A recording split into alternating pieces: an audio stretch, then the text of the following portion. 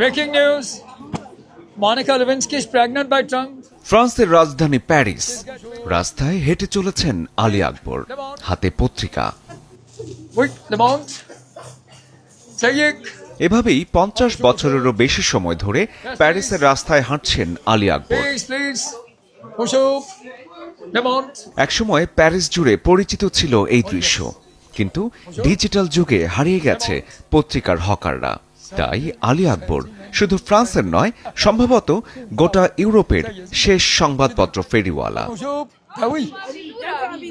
Sayek, Le Monde. 1973 সালে জন্মভূমি পাকিস্তান ছেড়ে জীবিকার খোঁজে ফ্রান্সে আসেন আলী আকবর। জানতেন না ভাষা, ছিল না পরিচিত কেউ। Nous vous faisons chevalier de l'Ordre national du mérite. বেঁচে থাকার তাগিদের সেই পরিশ্রম তাকে এনে দেয় ফ্রান্সের অন্যতম মর্যাদাপূর্ণ সম্মান order of merit. Là, j'en vends pas beaucoup de journaux, je vends. আমি যখন পত্রিকা বিক্রি শুরু করি তখন দিনের প্রথম ঘন্টায় 80টির মতো বিক্রি হয়ে যেত, আর এখন 20টি পত্রিকা বিক্রি করতে সময় লাগে 8 ঘন্টা। অনেক সময় অনেকের পিছু ছুটতে হয় একটি পত্রিকা বিক্রি করতে। Les gens, ils achètent très peu les journaux.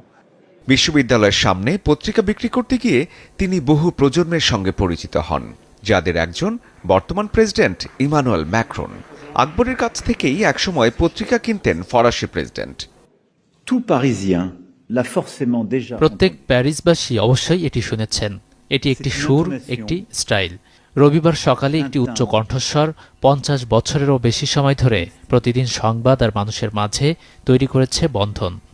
Vous êtes l'accent du 6e arrondissement.